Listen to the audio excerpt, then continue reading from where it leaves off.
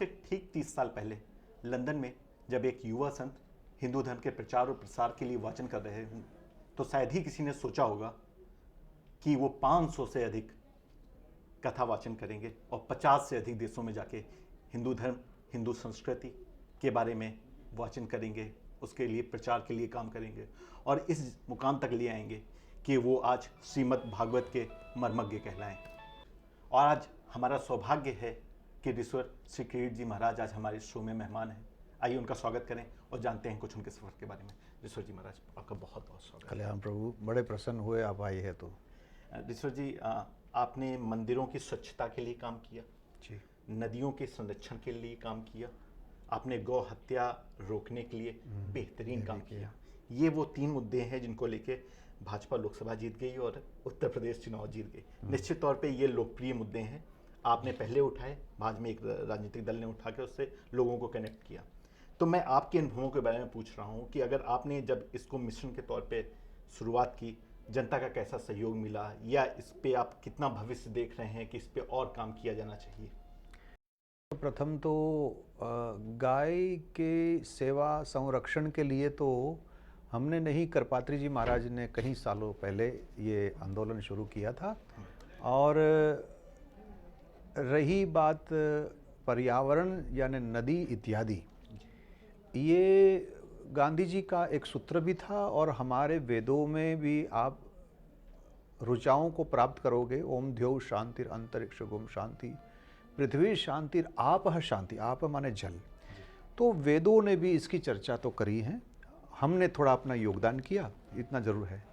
रही बात मंदिर का स्वच्छ का जो अभियान जो है, वो मेरे को लग रहा है वो शायद मैंने शुरू किया, अभी तक लोगों ने इसके बारे में सोचा नहीं।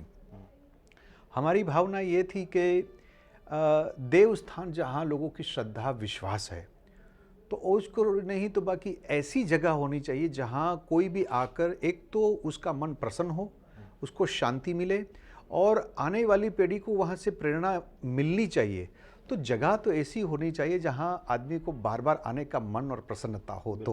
तो हमने सोचा कि कहीं ऐसे देव स्थान है, हम केवल ये याद रखना है केवल मंदिर और नहीं है, चाहे वो गिरजाघर चर्च हो, चाहे मस्जिद हो, चाहे गुरुद्वारा हो, हमारे लिए सब एक समान है। तो भावना यही है कि ऐसी ऐसी जगह जहाँ कई बार कोई आर्थिक समस्या हो और वो कर ना पाए, या कोई वैसी परंपरा चली आ रही है कि इसको स्वच्छ नहीं रखना, तो 2 काम इसमें हमने किया कि एक तो हाँ एक्चुअल बिल्डिंग जो है उसकी स्वच्छता, और दूसरा पब्लिक को एक जात की जानकारी मिले। तो हमने छोटे छोटे हैंडबिल भी छापे कि जब तुम इस जगह पर आते हो तो आपका भी क्या दायित्व है, आपको भी क्या करना चाहिए, कैसे व्यवहार करना चाहिए, इसमें भी कुछ कुछ हमने गाइडलाइन जरूर करी हैं। और पब्लिक ने भी साथ दी, हमारे शिष्य वर्ग ने भी साथ दिया है, और प्रभु चाहे तो हम आगे भी करते ही रहेंगे। तो ये तीनों आंदोलन जो हैं, इसमें कोई हमारा कोई कॉपीराइट नहीं, हमारा कोई मोनोपोली नहीं है। मैं कह रहा हूँ हर एक नागरिक का ये जिम्मेवारी भी है। पर्यावरण की जहाँ बात रही है, गौरक्षा की रही, तो केवल हिंदुओं के लिए ही नहीं है, गायों की सेवा करने से, संरक्षण संवर्धन करने से बहुत लाभ मानव जाति का है। और मंदिर मस्जिद गुरुद्वारा इत्यादि चर्चों की भी सेवा करते, तो इसमें भी सब लोग आ गए। तो हमारा कोई जाति पाति वर्ण से कोई मतलब नहीं है, हमारा तो यही है कि लोगों का कल्याण किस में हो, बस ये भावना से हम सेवा कर रहे हैं। ऋषिवर जी, भगवान श्री कृष्ण का चरित्र एक ऐसा चरित्र है जो सत्य असत्य, हिंसा अहिंसा के बीच झूलता रहा। वो योगेश्वर तो हो गए लेकिन मर्यादा पुरुषोत्तम नहीं हो पाए। उनके साथ काफ़ी विवाद रहे, कई पत्नियों के उदाहरण मिलते रहते हैं, लोक लुभावन कथाएं चलती रहती हैं। कैसे देखते हैं आप भगवान श्री कृष्ण को? देखो, कृष्णा का जो चरित्र है उसको संपूर्ण तरह से कोई नहीं जानता, पहली बात तो ये है।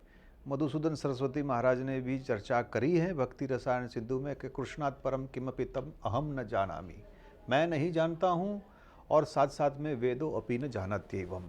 ठीक है, तो ऐसे एक अवतार के ऊपर हमारे जैसे माया के अधीन मृत्यु से भयभीत जीव कोई टीका टिप्पणी करे तो वो असंगत है, पहली बात तो ये है। दूसरी बात, परमात्मा के अवतार समय, स्थान, पात्र और समस्या, ये 4 चीज़ को देखकर प्रभु संभवामि युगे युगे, मैं उतरता हूँ, ऐसे उसने कहा। तो द्वापर युग में एक ऐसा समय था जब उसको मर्यादा के जब तक बाहर ना आए, मर्यादा मीन्स उसकी शक्ति के ऊपर लिमिटेशन, ये जो हो तो वो कार्य अवतार नहीं कर पाता था।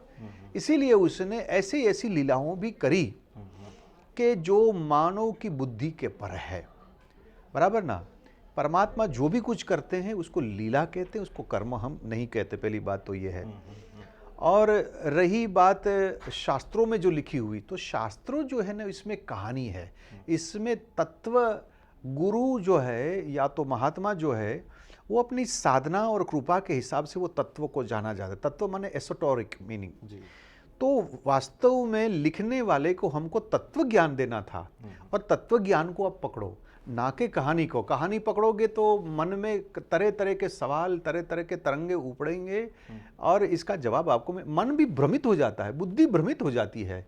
तो ऐसे समर्थ गुरु के पास जाकर, इसी के पास जाकर आप ये कृष्ण चरित्र को बैठकर सुनोगे, जब समझ में आएगा। बाकी कृष्णात् परम किम पितम अहम न जानामि, वो तो मधुसूदन सरस्वती भी कहता है। दिशो जी, हिंदू धर्म में भूत प्रेत की कल्पना या परिकल्पना रही है, अधिकतर जगहों पे ये बातें होती रहती हैं। क्या आप मानते हैं कि भूत जैसी कोई योनि होती है? देखो, इशारा हमको शास्त्रों में जरूर मिला है।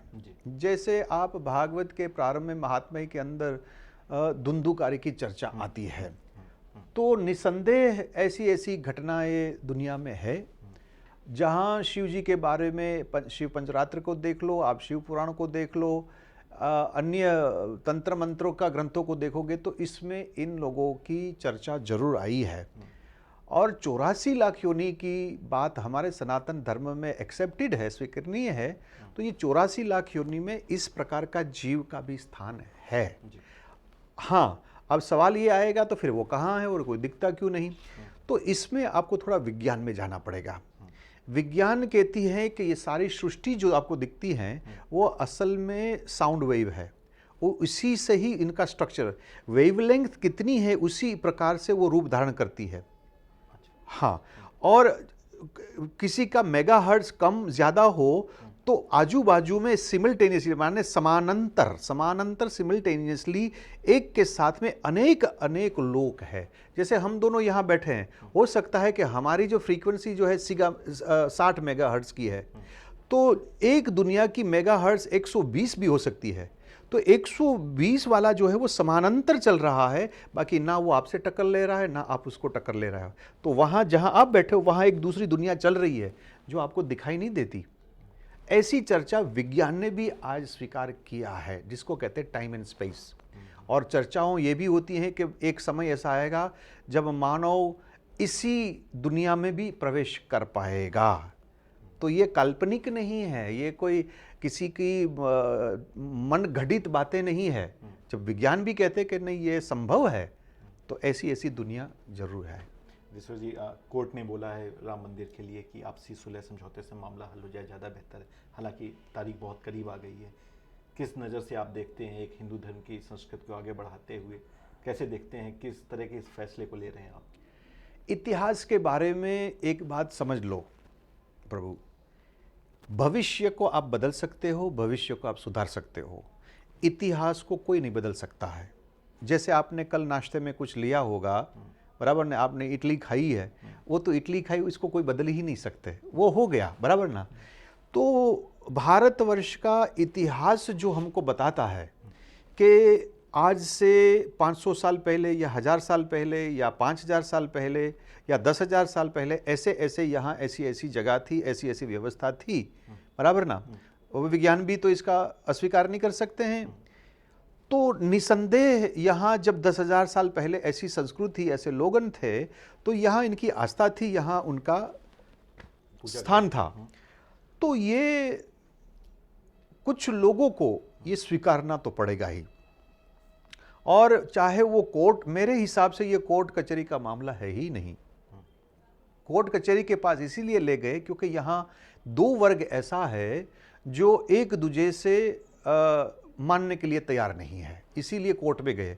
बाकी हकीकत में जो देश है जो देश था और वैसा ही देश रहेगा ही। इसका इनकार जो प्रतिपक्ष में है वो भी इनकार नहीं कर सकता। आप अपने जिद के ऊपर बैठे रहोगे वो बात अलग है कि भाई हम जिद से हम आपको कोर्ट में ले जा रहे हैं, ये कर रहे हैं।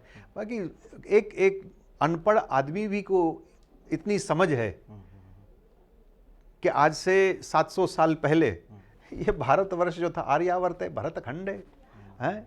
आप ईरान से लेकर यहाँ सुमात्रा तक ये भारतवर्ष ही तो था, हैं। और आज भी आप चाहे मक्का मदीना में भी चले जाओ, वहाँ शिव का अवशेष, शिवलिंग इत्यादि वगैरह मंदिरों का आज भी वहाँ से चीज़ मिलती है आपको।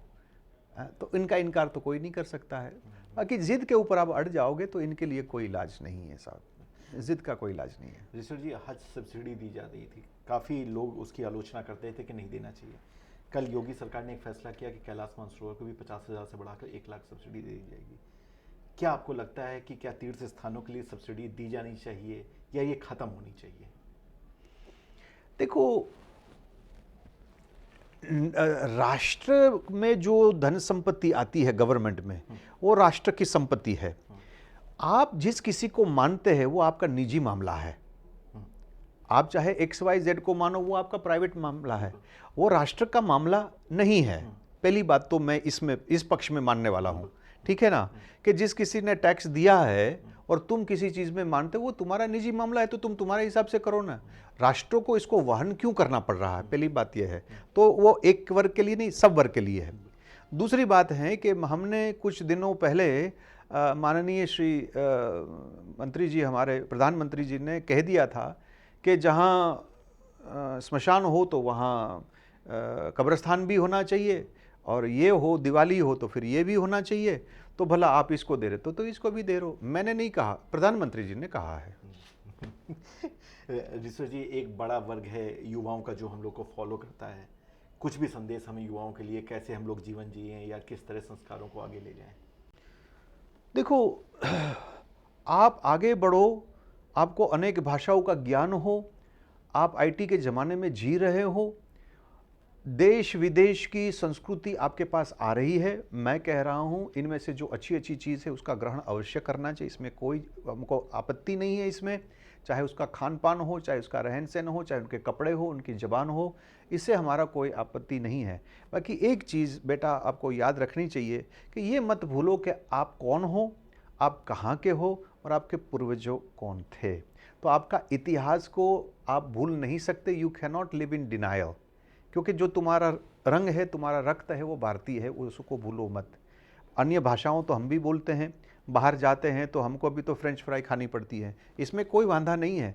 बाकी मैं भारतीय हूँ, इसका मुझे गौरव है। मेरे पूर्वज जो थे वो वशिष्ठ, विश्वामित्र, कणाद, पिपलादी ऐसे लोग थे। चाणक्य ने हमको मार्गदर्शन दिया है, ये हमें भूले नहीं। हमारे वीरों जो थे, इसकी गाथाओं सुनकर हमारे में भी शौर्य आता है, ये भी बेटा तेरे को भूलना नहीं चाहिए। मतलब you can not live in denial, और तुम्हारी आइडेंटिटी जो है उसको खोना मत। आप चाहे दुनिया में कहीं भी जाओ, हमारा आशीर्वाद है, आप फलो फूलो और आप आगे बढ़ो। बाकी आपका रूट जो है, आपका पैर जो है, वो जमीन पर रखना बेटा।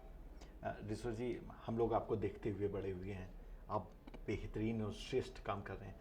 आप स्वस्थ रहें, हम लोग को यूं ही प्रेरित करते रहें, बस यही आशा है। ठाकुर की कृपा, और बड़े प्रसन्न हुए आपके साथ कुछ वार्तालाप और विचार आदान प्रदान करने में। आप हमें बड़े प्रसन्न, बहुत बहुत कल्याण प्रभु, कल्याण।